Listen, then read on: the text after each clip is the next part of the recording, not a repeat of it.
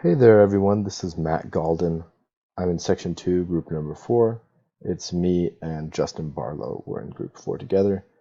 Today, I'm going to show you our final project for the class in Computational Methods 170. So let me just open it up right here real quick for you.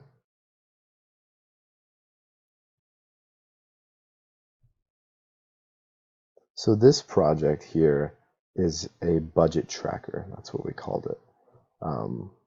See, right from the beginning, you get this, what do you call it, a dialog box or this user form, which kind of introduces you to it.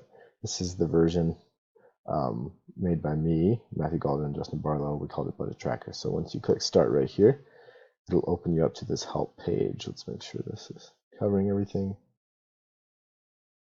Yeah, adjust a little bit. Okay, awesome. Yep, so here's this help page, the first page. This tells you everything you need to know about our spreadsheet,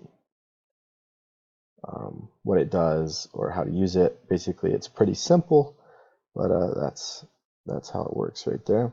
So we'll click Continue. This is the spreadsheet. We'll zoom it out a little bit for you right here. This is the spreadsheet. So this is Budget Tracker right here. So Budget Tracker is a simple personal ledger where you can record expenses and incomes that you have throughout the year. And the way we coded it, it'll work honestly forever. If you keep on putting the correct date, it'll just keep on putting those expenses or incomes chronologically. So as we see here, all these months are empty right now. There's nothing in this ledger because we haven't put anything in there yet. So here's at the top, you can see there's the starting balance. We just said $1,000, just some kind of arbitrary number. The current balance is still $1,000 because we haven't made any or we don't have any expenses or any incomes. This is starting from the very first day of the year as to now. This is the current date right now, and this updates every time. This current date updates every time you open the spreadsheet. Over here on the right side, there's basically everything you need to use to run this spreadsheet. You can add expenses or incomes, delete expenses or incomes. You can jump to months, sort by certain categories, and add budget categories. I'll show you how to do all of that right now. So first things first, let's add an expense. Let's add an expense. So you click on add expense and it brings up this user form right here. So let's say that in January I made $400 from work. Let's say that was on the third day of the month, 2019. And that was my very first paycheck in the month, so I might just name it something like first paycheck. These budget categories here on the right side are these same categories right here. I'll show you how to add or delete those in a little bit, but let's just say that's work, and we don't need to put any notes, but you can put notes right here in this section. So let's add it to our spreadsheet. So there we go. There's our first entry in our ledger. So as you can see, what this did was it conditionally formatted the amount so that you're in a positive, so it's green. Put the category work right here, the description first paycheck, and notes we didn't put any, so there's not available. And the running balance is the starting balance plus the amount that you put in. So the current balance is $1,400. Let's add a couple more of these real quick. Let's just say you spent $200 on like part of your rent for the month. Let's say that's part of rent.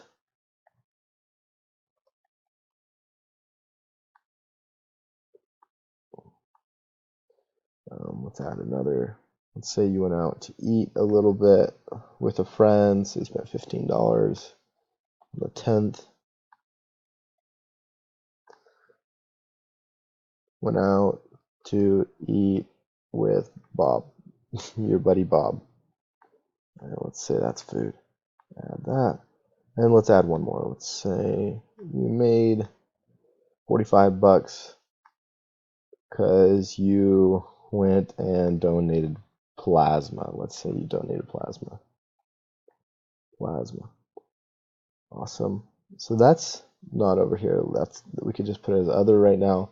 If I wanted, I can make a new budget category to be plasma specifically if that's a recurring income, and I'll show you how to do that later. Let's add that. Okay, just to show you how this works. Current balance is updated every time we added something, and the running balance should be the same.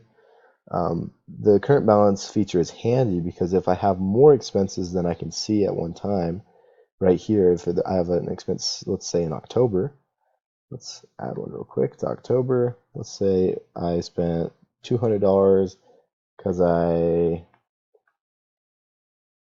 13th of October. So let's say it was Friday the 13th and I wrecked my car because it's a bad luck day, you know. Wrecked my car. It wasn't super bad, but so I had to spend $200. So let's say that's transportation. Let's add it. So there you go. There's October. So this is nice. This current balance is nice because, as you can see here, the running balance that you can see is only at 1230, and you'd think that the current balance is off, but it's not because you have an expense down here in October. Awesome. So to delete expenses or incomes, you just use this simple user form as well. Let's say actually the wreck, my parents paid for it, so it didn't come out of my pocket. So let's pick I wrecked my car and delete that off, and there you go. It's no longer in October. That's gone. Update the current balance, and everything's happy. Let's say we want to sort this month of January by category. Oh, whoops. By category. So let's click category. If we sort it by category, it sorts it by category, and it puts those in order by category. Let's say let's sort it by amount. It'll put the least amount first, the lowest amount up to the highest. If we want to go back to date, we can sort it back by date.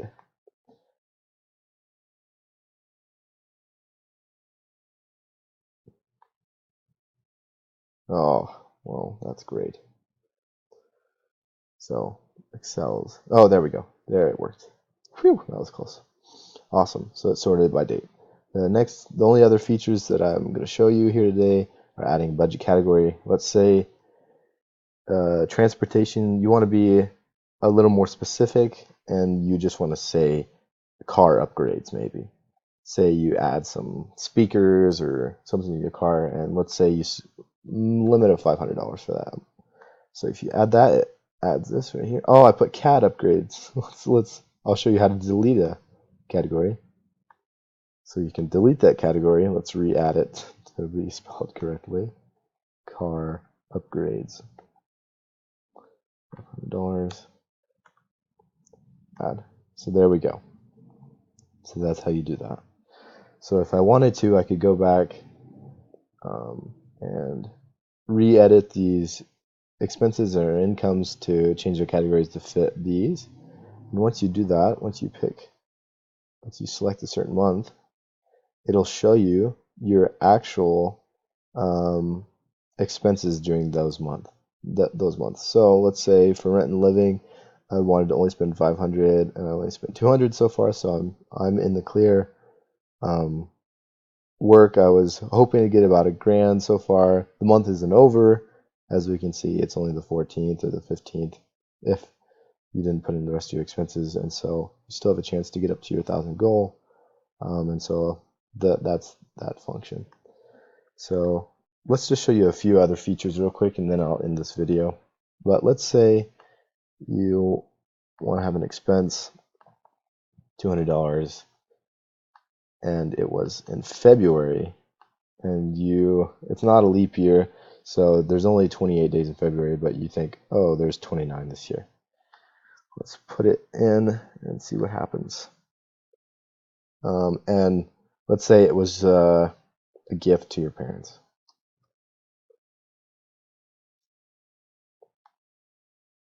Let's say it's other for now and add. We formatted it, or we coded it so that it knows every month, it knows the max day and the minimum days that you can do in that month. So for example, it's not a leap year, so you can only do between 1 and 28 in February. So that means I'll have to come back here and change this to the 28th. I forgot. Add it and latitude there. That's one feature. There's many other features, but I don't have the time to go over them right now. But this is basically everything has to do with our budget tracker. That's how it works. Those are some features about it. And that's our final project. Thank you for listening. This is Matt Galden and Justin Barlow project for Group 4 in Section 2.